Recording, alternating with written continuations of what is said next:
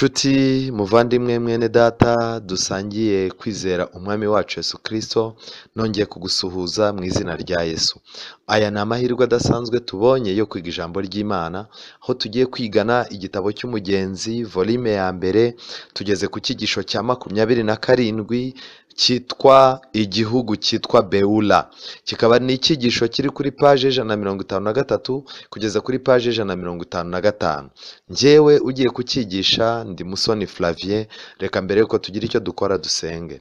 Uwiteka Mana nziza, izina ryawe rihabwe icyubahiro. Bana bawe tunezezwa nuko ari we wadukunze ukatwitangira, kandi kubw'icyo wadukoreye i Karuvari tubasha kurambura ikiganza cyo kwizera tukakira amasezerano yawe y'icyo wahakoreye. Kandi ijambo ryawe niryo ryonyine uyu munsi wa none ritubera umunzani utwereka ko nta kintu dupima. Reka kandi ijambo ryawe ryongere ritubere indorerwamo twirebamo tukamenya yuko twanduye. Kandi reka ijambo ryawe ritubere umuti ushobora kutuvura indwara turwaye. Reka rero kandi ijambo ryawe ubwo tugiye kuriganira riduhumura amaso, ritwereka aho igihe kigeze. Kandi mwami Uwiteka, tuze kumanika amaboko ku musozo, twemere yuko ntacyo dushoboye ari wowe ushoboye kandi ari wowe wadushoboza. Tubisabye mu izina rya Yesu, amen. Nshuti mwene data, nk'uko nabikubwiye turi ku cyigisho cya 27 gifite insanganyamatsiko ivuga ngo igihugu cyitwa Beula. Rero biragaragara yuko dukeneye kumenya Beula icyo bisobanuye. Muri iki gitabo cy'umugenzi, urugendo rwa Mukristo rwari urugendo rukomeye. Reka nkwibutse yuko magingo aya Mukristo na Byiringiro bari kumwe mu rugendo, ntibashobora gusigana, ariko byanga byakunda harabura gato ngo binjire i Siyoni. Ariko nshuti zanjye nagira nkubwire ngo kugenda urugendo rurerure cyane iby'Imana, mu rugendo rw'iby'Imana ukananirwa wari ugeze ku musozo, urugendo rwawe ruba rupfuye ubusa. Niyo mpamvu gutangira ni byiza, ariko gusoza nabyo ni byiza cyane. Nshuti zanjye rero tugeze ku gihugu cyitwa Beula. Ndota abo bagenzi barangije igihugu kiroga, bageze mu gihugu cyitwa Beula, risobanurwa ngo uwashyingiwe. Nshuti zanjye, igihugu cyitwa Beula gisobanura uwashyingiwe. Rero iki ni igihugu urangije igihugu kiroga, cya gihugu ba Mukristo bageragamo, ibitotsi bikenda kubafata bigasaba ko bagenda baganira iby'Imana, byanga byakunda urenzaho abagezi Beula. Beula rero bisobanura uwashyingiwe. Ariko wakwibaza ibi bintu bisobanura iki? Byanga byakunda umuntu w'Imana uri mu rugendo hari aho agera agasezerana n'Imana isezerano ryo kubana burundu, kandi muri iryo sezerano ashyingiranwa n'Imana, akitwa umugeni wayo. Kandi yamaze kwitwa umugeni wayo aba ategereje ubukwe bw'umwana w'intama. Nshuti zanjye, icyo gihe imibereho umuntu abayeho, imitekerereze umuntu aba afite, gahunda ndetse n'ibyamutwaye umutima bigereranywa n'igihugu cyitwa Beula. Rero muri iki cyigisho turinjiramo neza tumenye icyo ijambo ry'Imana ritubwira. Ikirere cyo muri icyo gihugu cyitwa Beula cyari ikirere cyiza gifasha umuntu guhumeka. Iyo bavuze ikirere cyiza baba bashaka kwerekana imitekerereze myiza. Inyoni zijwigira, uburabyo burabya, inuma ziguguza, izuba riva ku manywa na nijoro, byerekana yuko kuri bo nta mwijima uzongera kubaho. Yaba ku manywa yaba nijoro bafite urumuri rubamurikira.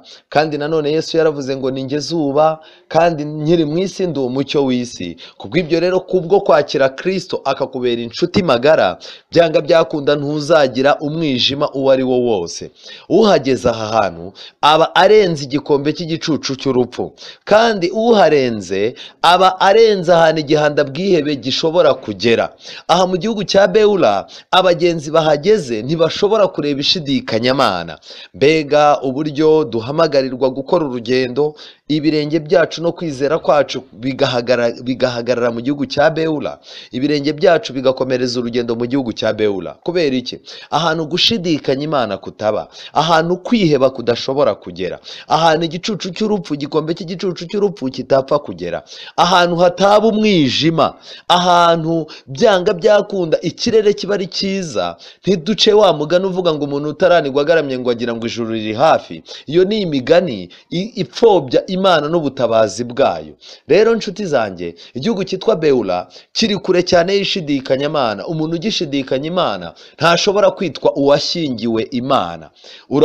Rero uri aho ngaho muri icyo gihugu cya Beula aba yitegeye ururembo neza. Mu magambo make, uhahagaze umaze gushyingiranwa n'Imana. Ubwo turaza kwibaza, ese umuntu ashyingirwa Imana gute? Niyo mpamvu Yesu yakomeje aca imigani myinshi yerekana ko itorero ari umugeni wa Kristo. Ndetse mu gitabo cy'ibyahishuwe Yohana yakomeje kuvuga ibigendanye n'ubukwe bw'umwana w'intama. Yesu nawe yaciye imigani y'ubukwe yerekana ibintu bigeze muri bitatu. Rero nshuti zanjye, igihugu cya Beula gishushanya uwashyingiwe. Bivuze ngo umuntu aba yamaze guhuzagurika, biba byarangiye, aba ameze nk'umugeni nyawe witeguye ubukwe. Byanga byakunda iminsi y'ubukwe ari mu minsi ya nyuma yo kwitegura, kandi ubukwe aba bubona imbere. Ibitekerezo bye, gahunda ze zose nk'uko turaza kubibona, bitwarwa n'umugabo we. Uyu rero ugeze ahangaha bavuga yuko yageze mu gihugu cyitwa Beula. Rero ikindi bakomeje bavuga yuko muri iki gihugu kandi abarabagirana bamenyereye kuhagendagenda muri icyo gihugu Beula, kandi gifatanye no mu ijuru. Mu magambo make, umuntu wamaze guhinduka uwashyingiwe Kristo, uwashyingiwe Imana, uyu muntu aba afite amahirwe adasanzwe, kuko ibitekerezo bye na gahunda ze n'amasengesho ye n'imitekerereze ye, abamarayika b'Imana bakunda kuza kumusura cyane. Turaza kuza kureba umugabo witwa Enoki. Uyu mugabo witwa Enoki yabaye umuntu wabaye ku isi, ariko kubera kubana n'Imana cyane, ibi byatumye Enoki agira amahirwe adasanzwe. Ayo mahirwe adasanzwe yatumye Enoki yimurirwa mu ijuru. Kubera iki? Abamarayika bakundaga kuza kumusura bakaganira, ariko hari umunsi bamusuye baramujyana, yisanga ageze ku marembo y'ijuru. Rero iki gihugu Beula nicyo barimo gusobanura hano. Beula ni igihugu gifatanye n'ijuru. Mu magambo make, umuntu uri mu gihugu Beula, imitekerereze na gahunda n'uburyo aba yiyumvisha ijuru rimeze, narigeramo niko azasanga rimeze. Rero kukigendamo bibamo umunezero mwinshi uruta uwo umuntu yatangiranye mu bice byahereye aho. Mu magambo make, urugendo umuntu agenda akora rwo kugenda aho ajya mu nzira y'Imana, hari aho agera agahura n'umunezero atigeze abona. Iby'ubwami bw'Imana akaba ari byo yibwira cyane, agatwarwa nabyo. Kristo akamubera amahitamo, Kristo akamubera umubyeyi, akamubera umugabo, akamubera ahazaza, ndetse ibintu byose bikaba ibye na Kristo. Ubwo rero byanga byakunda uwaba yamaze gushyingirwa na Kristo. Pawulo niyo yahereye aravuga ngo nabakwereye umugabo umwe, kandi niwe Kristo, kugira ngo mubashyire mumeze nk'umwari utanduye. Itorero ry'Imana rishikamye ritifatanyije na Babuloni, ryamaze kwezeshwa amaraso ya Yesu Kristo, rikaba rikomeza amategeko y'Imana, kandi rikaba rifite guhamya kwa Yesu nk'uko tubisoma mu gitabo cy'ibyahishuwe cya 12:17. Iri torero riba rishushanya uwashyingiwe. Kandi ikintu gitangaje ngiki, abantu bahageze aho ngaho bashobora kwitegereza rwa rurembo rwiza n'inzira zisigishijwe izahabu, nk'uko tubisoma mu byahishuwe 20:21. Ubwiza bwaho bwateye mu Kristo na byiringiro ubwuzu, barangije bararwara. Ubwiza bw'ibyiza by'Imana, kunezerwa n'umunezero w'iby'Imana itegurira abantu bayo, itegurira ubwoko bwayo, bimeze nk'ibyo umusore muri Isiraheli yateguriraga umugeni mbere y'uko aza kumutwara. Ari nabyo byatumye Kristo avuga ngo, dore simbasiga nk'imfubyi, nzagaruka mbajyane, ngo aho ndi namwe muzabeyo. Mu rugo rwa data hariyo amazu menshi, iyaba atarahari aya magambo yanditse muri Yohana 14:1 kugeza kwa 3. Aya magambo ashushanya neza ibyabaga ku musore wamaraga gusaba akagenda yiteguye kuzagaruka gutwara umugeni. Rero nshuti zanjye, aba bantu mu Kristo na byiringiro bamaze umwanya bifuza kugera mu ijuru. Ariko nanone hari ikindi kintu gikomeye cyane, basubijwemo intege, bihanganira iyo ndwara, bagera bugufi bwa rwa rurembo, babona udushyamba twiza tw'ibiti byera imbuto, kandi hari amarembo y'inzira za zahabu, kandi aho bahasanze umuhinzi wazo. Bamubaza nyiri ibyo bintu, abasubiza ko ari iby'umwami, kugira ngo bimunezeze, ngo biruhure n'abagenzi. Ibi bisobanuye iki? Bisobanuye yuko Imana yateguriye abantu bayo ubuzima bwiza, kandi ubwo buzima bwiza abantu mu byibuke bazarya ku giti cy'ubugingo, abantu bazabaho neza kuza bazatungwa n'imbuto zo mu ijuru, abamarayika babasura. Kandi nagira ngo mbwire ngo imyaka 1000 abantu bazamara mu ijuru izaba ari imyaka abantu bazahanagurwaho amarira yose, ndetse n'ikintu icyo ari cyo cyose baba baraciyemo icyo ari cyo cyose. Rero umuntu ugeze ahangaha muri iki gihugu cyitwa Beula atangira gutekereza iby'Imana, abamarayika bakamusura bakamubwira uko ijuru risa, bakamubwira uko mu ijuru babaho, bakamutiza imico ihuje n'iy'ab'ijuru, ndetse yarota akarota iby'ijuru, yagambirira akagambirira iby'ijuru. Ndetse aho ageze ahangaha bavuga nka Pawulo ngo natwe abazaba bakiriho, dore ubwami bw'Imana buratwegereye kuruta igihe cyose twizereye. Nshuti zanjye, aya magambo arakomeye. Mu gitabo cya Yesaya igice cya 62 umurongo wa 3, Imana irimo irirahirira ubwayo. Nkurikije icyo tumaze kwiga, Yesaya 62 umurongo wa 3, Bibiliya iravuga ngo kandi uzaba ikamba ry'ubwiza riri mu ntoki z'Uwiteka. Amen. Mu magambo make, itorero ry'Imana nirimara kuyishinganishaho, Imana ikaritwara ibitekerezo, Imana ikaritwara umwanya, Imana ikaba ari ryo itorero rikunda gusa. Nshuti zanjye, nagira ngo mbabwire ngo bizageraho Imana itwara ibitekerezo byacu, aho rero niho tuzitwa abashyingiwe, aho nibwo tuzaba tugeze neza mu gihugu cyitwa Beula. Kandi uzaba ikamba ry'ubwiza riri mu ntoki z'Uwiteka, n'igisingo cy'ubwami kiri mu ntoki z'Imana yawe. Ntuzongera kwitwa intabwa, n'igihugu cyawe ntikizongera kwitwa umwirare, ahubwo uzitwa inkundwakazi, n'igihugu cyawe kizitwa uwashyingiwe, kuko Uwiteka akwishimiye kandi igihugu cyawe kizashyingirwa. Amen. Mu magambo make, Imana irifuza gushyingirana natwe, tukitwa abashyingiwe Uwiteka, tukitwa inkundwakazi, abari baratawe bakagarurwa bakongera bagakundana n'Imana, abari barasubiye inyuma bakaza Imana akaba ariyo bategaho amakiriro. Ikindi kandi, Uwiteka yiteguye yuko byanga byakunda igihugu cyacu, ubuzima bwacu, ahazaza hacu hitwa abashyingiwe. Nshuti zanjye, uyu munsi wa none, umuntu washyingiwe n'umuntu utarigeze ashyingirwa, umuntu wakoze ubukwe akajyana n'umugabo, n'umuntu watashye mu rugo rwe bitewe n'ibibazo runaka byatumye badakora ubukwe, byanga byakunda abo bantu ntabwo ari bamwe. Byanga byakunda uwakoze ubukwe ahora azirikana uwo munsi, ukamugaruka mu bitekerezo, kandi uwo munsi wo gushyingiranwa ugira ikintu umumarira. Ariko utarigeze akora ubwo bukwe, byanga byakunda iyo ari mu bihe by'ibibazo, mu bihe by'amakuba, mu bihe hari ikibazo hagati ye n'umugabo, ahubwo aho kugira ngo yibuke ibihe byiza, yibuka ibihe bibi agacika intege. Niyo mpamvu kwitwa uwashyingiwe ubwabyo birimo igisubizo gikomeye. Muri iki gitabo cy'umugenzi nanone barakomeje berekana yuko mu Kristo na Byiringiro bakangutse bitegura kuzamuka ngo bajye muri rwa rurembo, kandi ubwiza bwarwo kuko rwubakishijwe izahabu nziza bwarabatwaraga, akaba ari byo biyibwira. Kubera ubwiza no kubengerana barurebeshaga indorerwamo zabugenewe.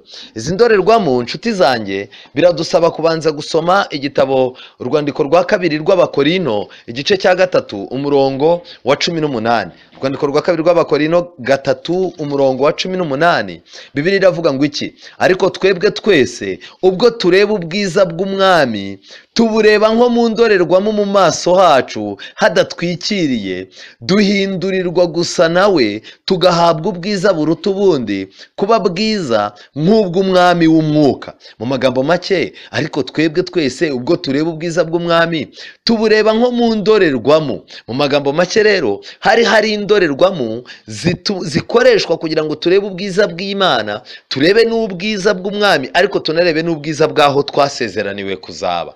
Aya marineti rero ni ibyanditswe byera, aya marineti ni amasezerano y'Imana.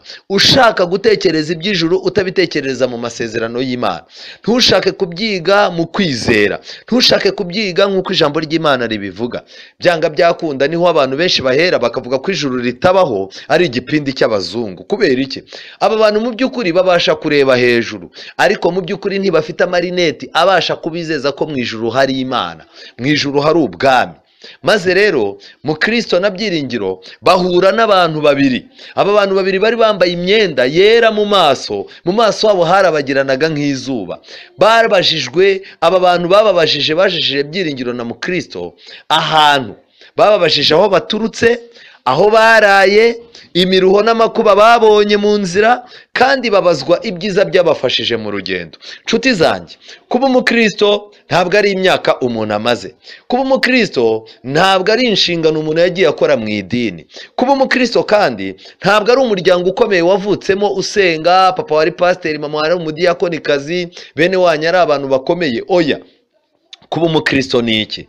Ni ukumenya aho wahagurutse, ukamenya impamvu zahagurukije, ukamenya aho wigeze urara, ukamenya aho wagiye ugwa, ukibuka aho wagiye ugwa kugira ngo wihane, warangiza ukirubuka imiruho waciyemo n'amakuba wabonye kubw'inzira ya Kristo, kandi warangiza ukaba uzi n'impamvu n'ibyiza wabonye mu rugendo, ibintu ushimira Imana. Warangiza kandi ukaba uzi urugendo aho rugeze, ukaba uzi ngo nkurikije aho natangiriye n'aho ngejeje urugendo rurabura porosantaje zingana gutya. Ni nayo mpamvu nagira ngo mbabwire Pawulo yanditse avuga ngo agakiza kacu karatwegereye kuruta igihe cyose twizereye. Ubwo rero ikiyumvikanamo ni iki ngiki, ni uko ijambo ry'Imana ari ryo rifite igisubizo kuri twebwe. Ariko nubwo rifite igisubizo, umuntu agomba kuba afite ubuhamya bw'impamvu yahagurutse aho ari n'aho ajya.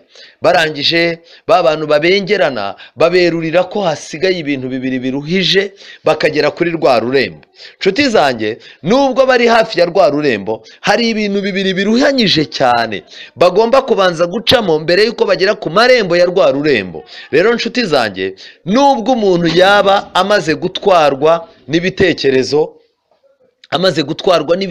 by'iby'Imana, ari byo yibwira uko bwira bugacya, ari nabyo agambirira mu mutima we, haba hakiri ibintu bibiri bikomeye cyane biruhije. Rero baberurira ko hasigaye ibintu bibiri biruhije bakagera kuri rwa rurembo. Mu Kristo na mugenzi we babasaba kugendana nabo, barangije barabyemera. Baba basabye ba marayika, baravugira bati mwatwemerera tukagendana namwe, mwatwemerera tugafatanya namwe urugendo rusigaye nubwo ari rutoya, ubwo mutubwiye ko hari ibintu bibiri biruhije kugenda kugira ngo tuhagere. Ntabwo twifuza kugenda twenyine, ahubwo turifuza kugendana namwe. Nshuti zanjye, ijambo ry'Imana rivuga ngo iki mu Baheburayo? Mu Baheburayo ijambo ry'Imana rivuga amagambo akomeye cyane nkunda, uburyo inshingano Imana yahaye abamarayika kuri twebwe abazaragwa agakiza. Umurongo wa 14 igice cya mbere Abaheburayo: mbese abamarayika bose si imyuka iyikorera, itumwa gukora umurimo wo gufasha abazaragwa agakiza? Reka mbabwire yuko nshuti z'Imana, Imana yohereje abamarayika, ariko abo bamarayika nitwe tugomba kwemera kugendana nabo. Mbega uburyo Imana ifite abamarayika biteguye gufasha abana bacu kugira ngo badapfa nabi.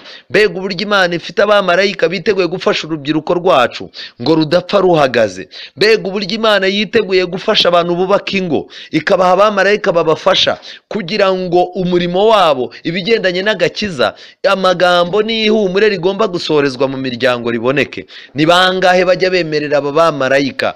Ni bangahe bajya gusura inshuti zabo b'urubyiruko? Ni abakobwa bangahe bajya gusura abasore b'inshuti zabo bakemera abamarayika kubaherekeza? Ni abasore bangahe bajya mu matsinda y'abasore bagenzi babo aho bagiye kurara batembera ngo bemere abamarayika babayobore? Ni abantu bangahe bajya gutoranya business bakemera abamarayika kwicarana? Ni abantu bangahe bajya gushaka ingo barangiza bakemera abamarayika kwicara ngo bajye inama? Ni bake cyane. Reka mbabwire yuko impamvu ni imwe.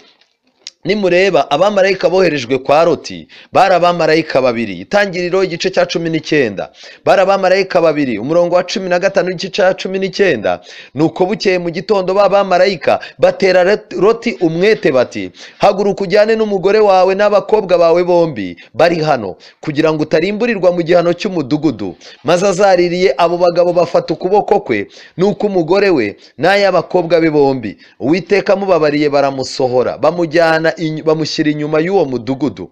Bamaze kubakuramo, umwe muri bo aravuga ati hunga udapfa, nturebe inyuma kandi ntutinde utararangiza iki kibaya, hungira ku musozi utarimbuka. Rero nshuti zanjye, abamarayika b'Imana biteguye gukora kugira ngo bajye imbere bajye n'inyuma, kugira ngo umuntu barinde umutekano we, kugira ngo azaragwe iby'agakiza. Ariko umuntu utemera kugendana n'aba bamarayika, byanga byakunda afite raporo mbi, kuko mu gitondo na nimugoroba bazamukana amaraporo yerekana uko umuntu yitwaye. Umwanya, inama wagiriwe wanze, amagambo, umutimanama wawe, icyo ijambo ry'Imana ryakubwiye ukagica ku ruhande, icyo wagombaga gukora cyiza utakoze. Mbega uburyo aba bamarayika bajyana amaraporo yacu. Kandi abenshi ndagira ngo mbabwire inshuti zanjye, iyo twebwe tugenda tudasuhuzanya, dufite amatiku adutandukanya, dufitanye ibibazo, dufitanye inzangano z'amoko, inzangano z'amadini, inzangano z'ubusumbane bw'amafaranga n'ubutunzi, dufitanye inzangano z'uko umwe atafashije undi cyangwa iki, abamarayika bacu nubwo twe twatambuka ntidusuhuzanye, bo baratambuka bagasuhuzanya. Kandi akenshi usanga bababazwe n'agahinda kuko tubatwaza igitugu, ntitubemerere ngo batugire inama. Nshuti zanjye, iki kintu kirababaje cyane. Mukristo na mugenzi we basaba kugendana nabo bamarayika, bamarayika barabyemera, ariko babwira Mukristo ko bazahagezwa, ba Mukristo na byiringiro bazagezwa ku rurembo Siyoni no kwizera kwabo. Mu magambo make, abamarayika ntibadutegekesha ingufu. Kwizera kwawe no kwemera Imana kwawe no kwemera ko udashoboye nibyo bizatuma Imana yemera ko bagendana nawe kandi bazagufasha. Muri iki gitabo cy'umugenzi, iki cyigisho twari turiho, barangije iki gitabo baranditse ngo bose barajyana bagera aho bitegeye irembo. Nshuti zanjye, muri iki cyigisho hari ibintu bidasanzwe. Reka mbabwire ibintu nifuza cyane yuko dutekereza. Rero mu gitabo cya Hoseya igice cya 2:21, iri somo ndifuza yuko turisoma mbere yuko tuza kwinjira mu bitabo bimwe na bimwe bigiye kudufasha. Hoseya 2:21, Bibiliya iravuga ngo iki? Kandi nzakwishingira ube uwanjye iteka ryose. Ni ukuri, nzakwishingira ube uwanjye nkiranuka, ngaca imanza zitabera, nkagukunda kandi nkakubabarira, ndetse nzakwishyira ubu uwanjye kubera umunyamurava kandi uzamenya Uwiteka. Ni ibiki Imana yaranze bigaragaza yuko igomba kutubera umugabo? Kandi Imana yatubera umugabo tukayibera umugeni mwiza, tukayibera umugeni wizera, umugeni ufite ibyiringiro mu mugabo we. Icya mbere, nzakwishingira ubu uwanjye iteka ryose. Mu magambo make, muri gahunda y'Imana ntifite gahunda yo gutandukana nawe keretse wowe ubishatse. Ni ukuri, nzakwishyira ubu uwanjye nkiranuka, ngaca imanza zitabera. Mu magambo make, Imana ntica imanza zitabera. Kandi ikindi, nkagukunda kandi nkakubabarira. Mu bintu bibiri bigize isano y'abashakanye ni ugukundana cyane, ariko gukunda niyo kutagendanye no kubabarira, umuntu washatse uba warashatse nabi. Niba umuntu ashobora kukubwira ngo aragukunda, ariko akakubwira ngo ningusanga mu kibazo iki n'iki, uzamenye ko ibyanjye nawe bizaba birangiye. Umunsi nakubonye, umunsi nagufashe, umunsi wagize ikibazo ukanyerera ukagwa mu kibazo iki n'iki, uzabimenye yuko njye nawe bizaba birangiye. Urwo ntabwo ruba ari urukundo. Ariko Imana urukundo ifite, irimo iravuga ngo nkagukunda kandi nkakubabarira, ndetse nzakwishingira ubu uwanjye nkubereye umunyamurava. Niba hari ikintu kibabaza, ni ukugira umugabo w'umunebwe, utagira umurava, utagira ikintu yitaho, udakoresha imbaraga ngo hazaza h'urugo hamere neza. Ariko Imana yasezeraniye itorero yuko Imana ari inyamurava kandi uzamenya Uwiteka. Uko ugenda ubana n'umuntu urushaho kumumenya, uko ugenda ubana n'Imana niko uzarushaho kuyimenya nta muntu uyikwigishije. Mu gitabo cyitwa Abakurambere n'Abahanuzi, mu cyigisho cyitwa Seti na Henoki, ni igitabo cy'Abakurambere n'Abahanuzi paji ya 47, baranditse basobanura ku bya Henoki. Nababwiye ko Henoki, muri iki cyigisho ndimo ndifuza yuko Henoki yatubera urugero rudasanzwe. Henoki ntiyagendanaga n'Imana mu nzozi cyangwa mu bitekerezo gusa, ahubwo bagendanaga mu nshingano zose no mu mihati ye ya buri munsi, mu kazi ka buri munsi, mu mihati ye, mu bimugoye, yabaga ari kumwe n'Imana. Yakomezaga abwira Imana ngo nyemerera ngendane nawe. Ntiyigeze abanyamwigendaho. oya, ngo yitandukanye burundu n'abaturanyi be, kuko yari afite umurimo yagombaga gukorera Imana mu bari mu isi, mu muryango no mu mibanire ye n'abantu, kandi nk'umufasha n'umubyeyi, inshuti n'umwenegihugu. Mu magambo make, abantu Imana ifite bagomba gusaba Imana gukiranuka nk'uko Henoki yari afite. Kubera iki? Icya mbere ngiki, bagomba kumenya yuko ni abafasha. Icyo ni icya mbere. Bagomba guhinduka ababyeyi. Icya gatatu, bagomba guhinduka inshuti, kandi bagahinduka n'abenegihugu beza. Kuba umwenegihugu mwiza, kuba ufite inshuti, kuba uri umubyeyi, kuba ari iki, ibyo byose ntibikwiye kukwibagiza isano ufitanye n'Imana. Henoki rero yari umugaragu w'Uwiteka udatezuka. Umutima we wahamanyaga n'ubushake bw'Imana, kuko abantu babiri ntibajyana batasezeranye, nk'uko Amosi 3:3 havuga. Kubw'ibyo rero Imana ntishobora kukujyana i Siyoni mutagiranye isezerano, kandi iyo ugiranye isezerano nayo uhita witwa uwashyingiwe, noneho Imana ikakubera umugabo ukayibera umugeni. Mu gihe ibi bintu bitaraba, nshuti zanjye, mu gihe abantu bataraha agaciro icyo Imana yakoze, ibi nabyo byaba ari ibindi bibazo. Murabizi neza, abantu bazabana barabanza bakagirana isezerano ribanza. Iryo sezerano ni ikiganiro mugirana ahantu runaka mwahuriye, mukicara mukemezanya kubana. Ariko iri sezerano ntago rikuraho umunsi w'ubukwe, oya, ahubwo umunsi w'ubukwe wo urakomeza.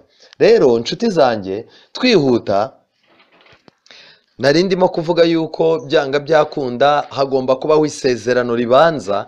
Iryo sezerano ribanziriza umunsi w'ubukwe. Rero cyaba ari ikibazo abantu baramutse bageranye ku munsi w'ubukwe batarigeze bagiranira isezerano bicara bakaganira, umwe akavuga ati naragukunze, n'undi ati naragukunze, kandi noneho ubu ngubu gahunda urukundo rwacu rwerekeye kuri iki.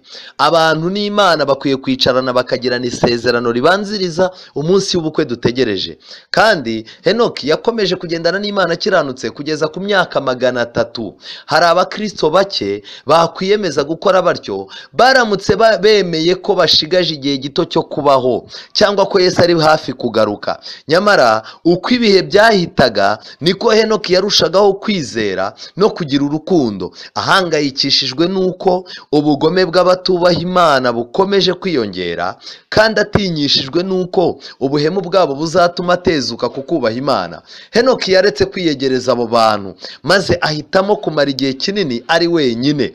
Yiyemeza kwirundurira mu gusabana n'Imana no gusenga, nuko ategerereza imbere y'Imana ashaka gusobanukirwa ubushake bwayo ngo abugenderemo. Kuri Henoki rero isengesho ryari nk'umwuka w'ubugingo, yasaga nk'uwibera mu ijuru. Amen.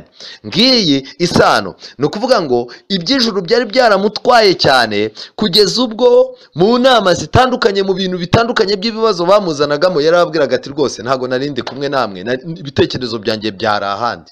Ngiki ikintu gikwiye kuturanga, dukeneye kugira ibitekerezo biri mu ijuru. Yesu yavuze yuko iminsi y'imperuka nitubona isohoye, twebwe tuzararama tukareba mu ijuru. Kurarama tukareba mu ijuru ntabwo ari uguhora tugenda tureba hejuru wasitara ukanavunika, ahubwo kurarama tukareba mu ijuru ni uko ibitekerezo byacu bizaba biri mu ijuru. Mu gitabo cy'Ibyahishuwe igice cya 12 hatubwira ibanga itorero ryakoresheje ngo ritsinde Satani. Ibyahishuwe 12 umurongo wa 12 haranditse ngo nuko rero wajuruwe namwe abari bamo nimwishime, naho wowe wasi we nawe wanyanja we mugushije ishyano, kuko Satani yabamanukiye afite umujinya mwinshi, azi yuko afite igihe gito. Mu magambo make, ijuru n'abaririmo nibo bonyine bashobora kwishima n'uyu munsi wa none.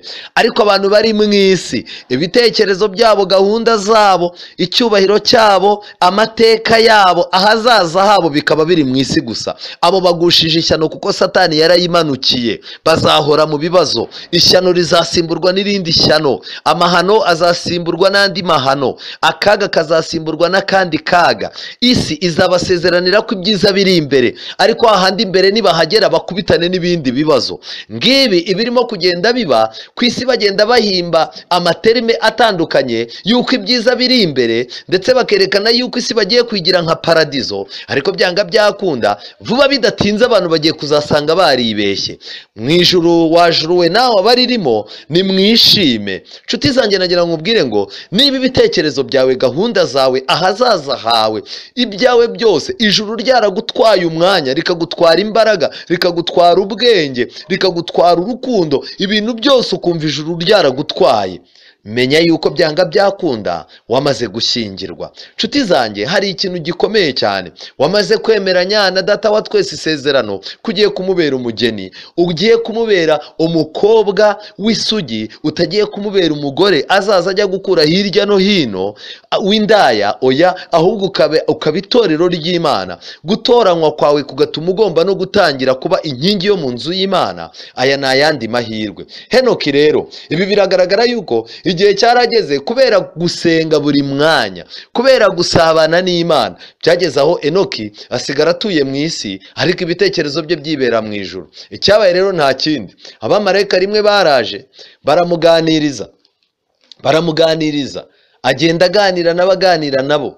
Abamarayika baramuganiriza, agenda abaherekeje, bari bameze nk'abagabo, agenda abaherekeje. Igihe kiza kugera arababwira ati ariko nshobora kuba nabagejeje kure, mureke nsubireyo. Barangije baramubwira bati ugeze ahangaha ntasubirayo, kuko Henoki yari ari ku marembo y'ijuru. Nshuti zanjye, nagira ngo mbabwire uyu munsi wa none, kubana n'Imana, gusabana n'Imana, gukomeza kuba mu ijambo ry'Imana, usenga uko umutima uteye, kandi ukirinda yuko hari ikintu cyakwangiza isano ufitanye n'Imana, nibyo bintu bigaragaza ko uri umuturajuru. Kandi nagira ngo mbabwire, nta muntu uzajya mu ijuru ngo agende bimutunguye, nta muntu uzajya mu ijuru atarigeze ahatekereza ngo ahabe mu bitekerezo mu buryo bwa mwuka. Kubera iki? Pawulo yabivuze neza. Ndetse nagira ngo mbabwire uyu mwanya, abantu mu gitabo kimwe baranditse ngo abantu nibagera mu ijuru ngo bazaza bitegereza abantu twigaga mu ijambo ry'Imana. Nureba Dawidi, umurebye neza, Dawidi uzamwegera umusuhuze, muganire bitewe n'amateka ye wasomye mu ijambo ry'Imana. Dawidi azakubwira ati ko numva usa n'unzi, unzi hehe? Kubera iki? Ijambo ry'Imana twabayemo igihe kirekire ryatumye tumenya abantu, abaturajuru, ndetse tumenya n'uburyo bazabaho. Reka mbabwire yuko nanone ubu nuramuka uhuye na Stefano na Pawulo, igitekerezo cyabo no gutandukana kwabo urabizi. Mu by'ukuri habonetse umwanya mu ijuru mukaganira, wababwira uti mumbwire uko byari bimeze wa munsi Pawulo wari uhari Stefano agiye guterwa amabuye, wumvaga umeze gute? Pawulo yatangara cyane, akavuga ati se ko numva unzi cyane, unzi hehe? Nshuti yanjye, ijambo ry'Imana rituma tumenya uko abo mu ijuru babayeho, tukamenya uko gahunda zo mu ijuru zizagenda, tukamenya abazajyaho ibyo basabwa, tukamenya kubwo kwizera uko tuzabayo. Ariko nshuti zanjye, ibi nibyo dukomora mu ijambo ry'Imana no gusenga no kwiringira icyo Imana ivuga. Twihuta muri icyo gitabo kandi kuri paje 49 muri icyo cyigisho baranditse ngo hahirwa abafite imitima iboneye kuko bazareba Imana. Ibi byanditse muri Matayo 5:8, nibyo byasorejwe kuri Henoki. Imyaka 300 niyo Henoki yashikije gutungana k'umutima, kugira ngo ushobore kugendana n'ijuru. Mu myaka 300 Henoki yagendanye n'Imana umunsi ku wundi, yifuzaga kuba hafi y'Imana. Umubano we n'Imana warushagaho gukomera. Buhoro buhoro uwo mushyikirano urakura kugeza ubwo Imana yamwijyaniye.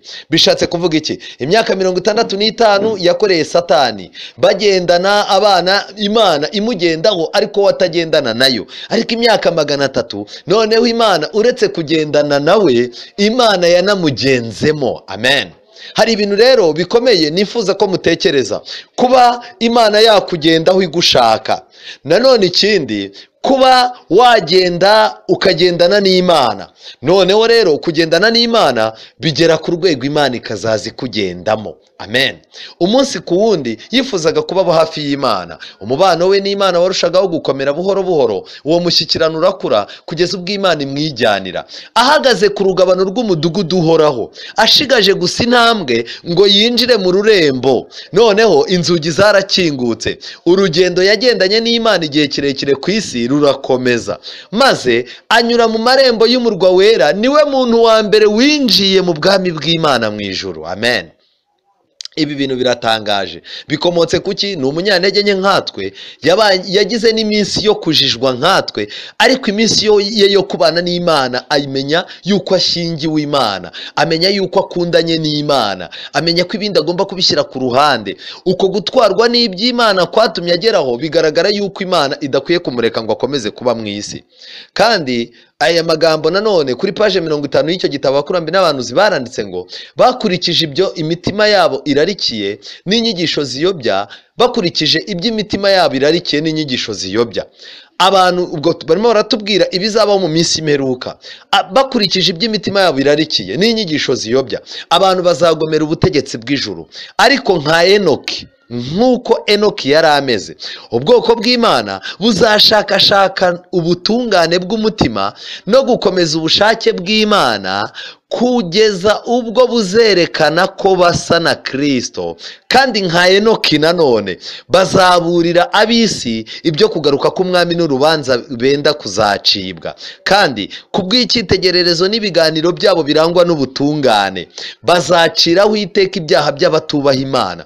Nk'uko Enoki yimuriwe mu ijuru mbere y'uko isi irimbuzwa amazi, niko abakiranutsi bazimurirwa mu isi itararimburwa n'umuriro. Intumwa Pawulo agira ati, ntituzasinzira twese, ahubwo tuzahindurwa ndetse mu kanya gato nk'ako guhumbya, ubwo impanda y'imperuka izavuga. Ahubwo tuzumva itegeko, twumve n'ijwi rya marayika ukomeye, twumve n'impanda y'Imana. Ubwo Nyagasani azahera akamanuke avuye mu ijuru, maze abapfuye bizera Kristo babanze kuzuka. Nyuma rero natwe abazaba bakiriho, amen, duhite tuzamuranwa nabo mu bicu, dusanganire umwami mu kirere, maze tuzabane nawe iteka ryose. Nuko rero mubwirane ayo magambo kugira ngo abahumurize, amen. Aya magambo wayabona mu gitabo, mu rwandiko rwa mbere rw'Abakorino igice cya 15 umurongo wa 51, urwandiko rwa mbere rw'Abatesalonike igice cya 4 umurongo wa 16 kugeza kwa 18. Nshuti yanjye twihuta, ikigaragara abantu b'Imana bazaba bariho mbere y'uko Yesu agaruka muri iki gihe cyacu turiho, bagomba kuzaba bameze nka Enoki. Icya mbere, bazaba bashakashaka ubutungane bw'umutima. Ntabwo bazaba banezezwa n'ibi bintu byo gushimwa mu idini, abantu bakagushima yuko wambara neza imyenda ya gikirokore, abantu bakagushima kuvuga amagambo make, abantu bakagushimira kuzinduka mu rusengero. Oya, bazaba bashakisha ubutungane bw'umutima, kandi bazaba bakoresha imbaraga zose ngo bamenye ubushake bw'Imana kuri bo, kugeza ubwo bazasaba Imana ngo base na Kristo. Kandi nk'uko Enoki ameze, aba bantu bazaburira ab'isi kugaruka kwa Yesu, babwira abantu iby'urubanza ruzacibwa abantu b'abanyabyaha. Kandi uretse ibyo, bazerekana yuko isi igiye kurimbuzwa umuriro. Ikindi kandi, nk'uko Enoki yari ameze, aba bantu bazaciraho iteka ibyaha by'abatubaha Imana. Ntabwo bazakomeza kwicara ngo bajye bashyigikira amafuti y'abantu, ngo babwire abantu ngo twese twaremewe kuzajya mu ijuru. Oya, bazerekana yuko kujya mu ijuru bisaba guhinduka. Imyaka umuntu yabanye na Satani igatandukana n'imyaka umuntu agendana n'Imana, kandi izo mpinduka zikagaragara. Nshuti yanjye twihuta, nagira ngo mbabwire igitabo mu ndirimbo za Salomo hari amagambo agaragaza. Reka mbabwire, nubwo nababwiye ngo Beula bisobanura abashyingiwe, ariko hari igihe umuntu ashyingirwa ntamenye agaciro ko gushyingirwa. Indirimbo za Salomo igice cya 5 umurongo wa 2, umugeni w'umunyabibazo. Nari nsinziriye ariko umutima wanjye uba maso, numva ijwi ry'umukunzi wanjye akomanga aramutse ati, nkingurira mushiki wanjye mukunzi wanjye utagira inenge numa yanjye, kuko umutwe wanjye watonzweho n'ikime n'umusatsi wanjye urimo ibitonyanga bya nijoro. Birumvikana ko aje nijoro. Uyu ni umukwe uje kureba umugeni. Rero ikintu gikomeye ngiki, nikuyemo nguwo umugeni atangiye kuvuga, nikuyemo umwambaro wanjye nawambarane, nogeje ibirenge byanjye nabyanduzane. Mu magambo make, uyu mugeni afite ibikabyo bituma atakingurira umugabo we. Kandi nagira mbabwire ngo ni ikintu gikomeye, ngo yikuyemo umwambaro ntago yakongera kuwambara, yogeje ibirenge ntago yakongera kubyanduza. Umukunzi wanjye aseseka ukuboko ku mwenge w'urugi, maze mu mutima wanjye urukundo rwinshi rumwuzuramo. Ndabyuka ndasohoka njya kumukingurira, ibiganza byanjye bitonyangaho ishangi, ishangi yagirana iva ku ntoki zanjye itonyanga ku byuma bikingishwa urugi, maze nkingurira umukunzi wanjye, ariko nsanga yahavuye yigendeye. Umutima wanjye wari washigutse ubwo yavugaga, ndamushaka ndamubura, ndamuhamagara ntiyanyitaba. Mpura n'abarinzi bagenda umudugudu, barankubita barankomeretsa. Abarinzi b'inkike banyambura na wa mwitero wanjye. Mwa bakobwa b'i Yerusalemu mwe ndabihanangiririje, nimubona umukunzi wanjye mumumbwirire yuko urukundo rwansabye. Ariko nshuti zanjye nagira ngo mbabaze, ese uyu muntu nubwo urukundo rwamusabye, umukunzi we arahari cyangwa yigendeye?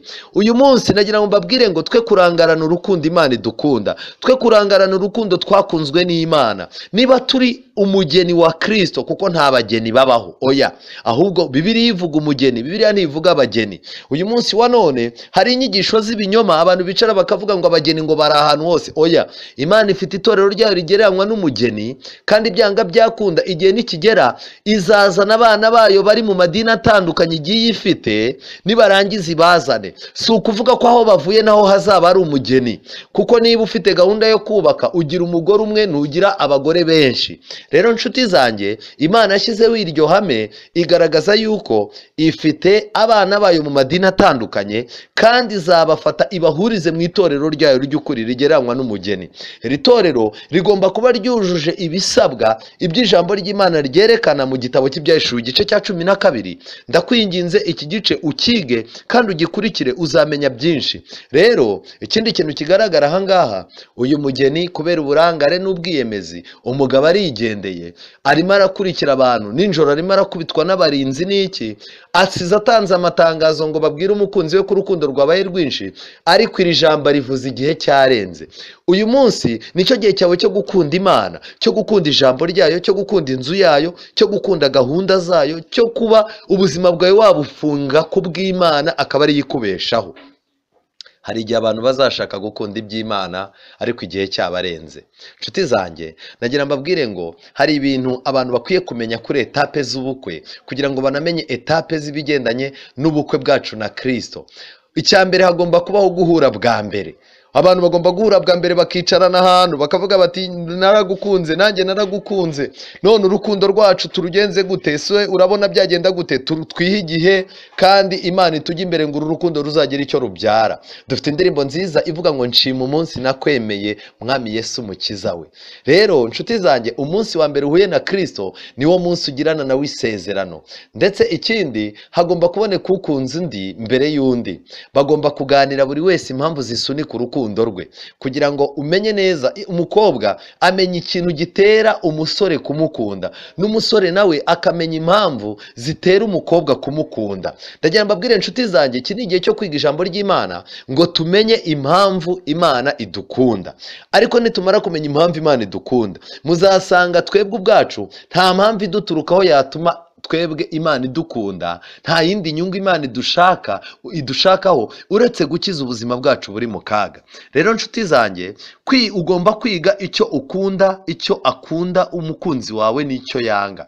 Magingo aya, mbere y'uko ubukwe bwacu buba, mbere y'uko Imana igaruka, mbere y'uko Kristo agaruka, tugomba kubanza kwigishwa iby'Imana ikunda n'ibyo yanga. Ariko iki cyigisho ntabwo amadini akikigira. Amadini ntabwo yiteguye kwerekana iby'Imana ikunda n'iby'Imana yanga ngo abayoboke bayo babimenye. Abantu bagomba kwemeranya kubana. Ikindi kandi, guha no gutwarwa n'uko urugo rwanyu ruzamera.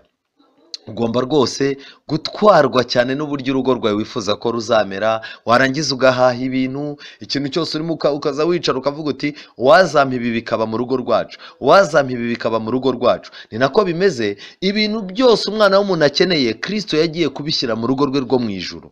Rero ikindi kandi, mugomba kwitonda cyane igihe kibanziriza ubukwe, igihe kibanziriza kuva iwabo k'umugeni ngo ajye iwabo w'umugabo. Ni igihe kigoye cyane, haba harimo ibihuha, kubwira kubwirwa ko ubukwe bwatinze bushobora kuzapfa, kubona abantu bakubwira ko nabo bagukeneye, abantu bakaza bakakubwira ati nanjye ndumva twakorana ubukwe, mfite amafaranga, mfite ibiki, kwerekwa igihombo kiri mu kwirundumurira muri uwo muntu mugiye kubana, ko ashobora kuzaguhinduka, kugira ibindi bintu ujyamo ngo bigutware umwanya, mubura umwanya wo kuvugana. Muri iki gihe haba harimo cyane cyane ibintu bigoranye, ariko uko wongera iminota yo kuvugana n'uwo mugiye kubana bituma ubukwe wumva bukwegereye. Niba abantu bashaka kumva bakeneye kumenya ubukwe bw'umwana w'intama ko bazabutaha, nibafata umwanya munini cyane wo gutekereza kuri Kristo. Imyiteguro y'umunsi w'ubukwe yose bibanzirizwa n'ikanzu y'ubukwe. Mu bintu abantu bajya kugura bahera ku ikanzu, kuko ikanzu umugeni aba asanganywe imyenda, ariko ikanzu niyo ituma umugeni yitwa umugeni. Nshuti zanjye, nagira ngo mubwire ngo uramutse ukubitanye n'umugeni yiyambariye ipantaro y'ikoboyi ku munsi w'ubukwe, ntabwo yakwitwa umugeni. Oya, mu byo tumenyereye ntabwo yakwitwa umugeni. Umuntu yitwa umugeni kuko yambaye ikanzu y'ubukwe. Iriya kanzu unayibonye niyo waba utarize mu ishuri, uhita umenya yuko ari ubukwe kandi ubukwe bwemewe. Rero nshuti zanjye, mu bintu bikwiye kudutwara umwanya muri iyi myiteguro y'ubukwe, nimubanze mwibikeho ikanzu, kuko hari abazajya gushaka ikanzu basanga ikanzu zaguzwe nta n'imwe isigaye, kandi ntawe ushobora gukora ubukwe atambaye ikanzu yera. Iminsi mbere y'uko ubukwe buba, iminsi iba yihuta cyane, ku buryo barakubwira bati harabura ukwezi. Kwa kwezi wowe ujya kubona ukabona kukubereye nk'icyumweru. Nshuti zanjye, iyi minsi turimo irimo kwihuta, ndagira ngo mbamenere ibanga ko ariyo minsi yo kwitegura gushyingiranwa na Kristo, kandi icyo udatunganyije uyu munsi ntabwo uzagitunganya ku munsi w'ubukwe. Reka twihuta twerekeze ku musozo. Yeremiya 31:31, Imana iravuga ngo iki? Iri somo ndifuza ko ryaba iryanjye rikaba n'iryawe. Yeremiya 31:31, Uwiteka aravuga ati, dore iminsi izaza, nzasezerana isezerano rishya n'inzu ya Isirayeli n'inzu ya Yuda, ridakurikije isezerano nasezeranye n'abasokuruza ku munsi nabafataga ukuboko nkabakura mu gihugu cya Egiputa. Rya sezerano ryanjye bararyishe, nubwo nari umugabo wabo wabirongoreye, niko Uwiteka avuga. Iyo wishe isezerano ry'Imana, iri sezerano ry'Imana mu mwanya turaje turimenye. Ese iri sezerano ni irihe? Iyo wishe isezerano ry'Imana, byanga byakunda uba wanze ko Imana ikubera umugabo. Umurongo wa 33, Yeremiya 31, ariko isezerano nzasezerana n'inzu ya Isirayeli hanyuma y'iyo minsi ngiri, niko Uwiteka avuga ngo, nzashyira amategeko yanjye mu nda yabo. Kubw'ibyo iri sezerano ni isezerano ry'amategeko, ariko noneho isezerano rishyashya naryo ntabwo ari irikuraho amategeko y'Imana, ahubwo iri sezerano riravuga ngo nzashyira amategeko yanjye mu nda. Amen. Kandi mu mitima yabo niho nzayandika, nzaba Imana yabo nabo bazaba ubwoko bwanjye. Mu magambo make, igihe abantu bazaba ubwoko bw'Imana, Imana ikandika amategeko yabo mu nda, yarangiza mu mitima yabo Imana ikandikaho amategeko, byanga byakunda bazaba bahinduwe abashatswe n'Imana. 34, kandi ntibazigishanya ngo umuntu wese yigishe mugenzi we. Iyo Imana yamaze kwinjira mu mutima wawe, yamaze gushyiramo amategeko yayo, ikagwa n'imbaraga zo kuyakomeza, yarangiza Imana ikiyandika ku bwonko bwawe no ku mutimanama wawe. Nta muntu uba ukeneye wo kukwigisha. Mwuka w'Imana kugira inama. Ijambo ry'Imana uraribumbura rikakwereka gutandukanya icyiza n'ikibi, kubera ko uba umaze kwitangira kwigishwa n'Imana, ntiwayoba. Hano baranditse ngo, kandi ntibazigishanya ngo umuntu wese yigishe mugenzi we, n'umuntu wese uwo bava inda imwe ati menye Uwiteka, kuko bose bazamenya uhereye kuworoheje hanyuma y'abandi ukageza kukomeye kurusha bose, niko Uwiteka avuga. Kuko nzabababarira gukiranirwa kwabo, kandi icyaha cyabo sinzakibuka ukundi. Amen. Icyaha cy'uko twagiye tugira imyitwarire idahwitse muri iyi myiteguro yacu y'ubukwe bwa Kristo, icyo cyaha Imana yiteguye kukitubabarira. Icyaha cy'ubuhemu, icyaha cyo kwica amategeko y'Imana tukayarandura mu mitima yacu no muri twebwe no mu bitekerezo byacu, Imana yiteguye kukitubabarira.